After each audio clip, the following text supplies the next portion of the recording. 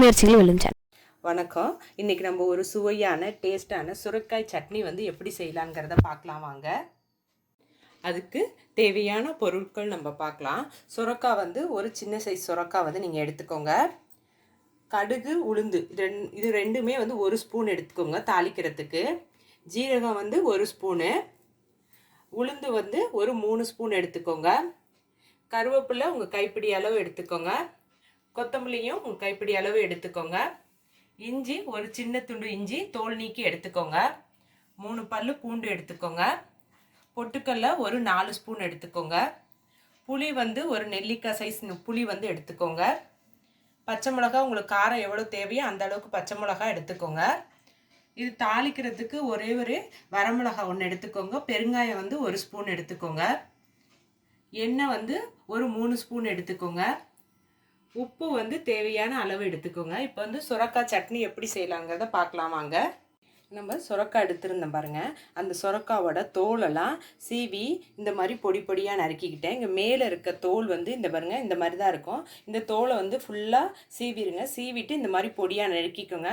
அதே மாதிரி இதில் இருக்க இந்த உள்ளுக்குள்ளே இருக்க இந்த விதை வந்து இளம் விதையாக இருந்தால் அதையோட போட்டு நீங்கள் வந்து சட்னி வந்து அரைக்கலாம். இப்போ அடுத்தது பார்த்திங்கன்னா அடுப்பை ஆன் பண்ணிட்டு இது மாதிரி ஒரு பேன் போட்டுக்கோங்க. போட்டுட்டு நம்ம எண்ணெய் எடுத்துருந்தேன் பாருங்கன்னா, நான் நல்லெண்ணெய் வந்து எடுத்திருந்தேன். அதிலேருந்து ஒரு 2 ஸ்பூன் மட்டும் நீங்கள் இதுலேருந்து ஊற்றிக்கோங்க. ஊற்றிட்டு உளுந்து வச்சுருந்தேன் பாருங்கள். இந்த உளுந்தை வந்து இதில் வந்து போட்டுக்கோங்க. போட்டுட்டு இதை கொஞ்சம் நேரம் வந்து கொஞ்சம் செவக்கணும். செவக்கிற வரைக்கும் நல்லா வறுத்துக்கோங்க. நான் வறுத்துட்டு காட்டுறேன். அது நம்ம உளுந்து போட்டிருந்தோம். அது இந்த அளவுக்கு நீங்கள் வந்து செவந்தா போதும்.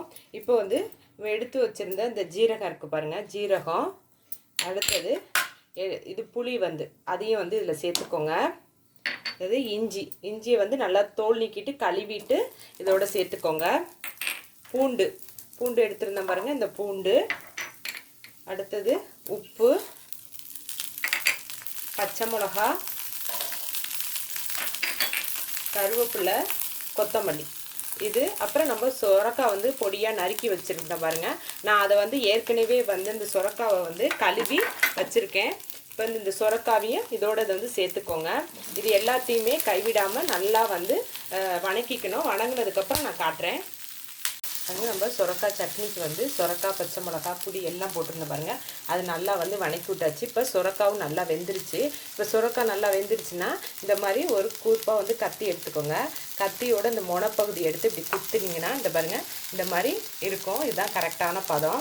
இப்போ வந்து இதில் வந்து நம்ம பொட்டுக்கல்லை வச்சுருந்தோம் பாருங்கள். இந்த பொட்டுக்கல்லையை வந்து இதில் வந்து போட்டுக்கோங்க.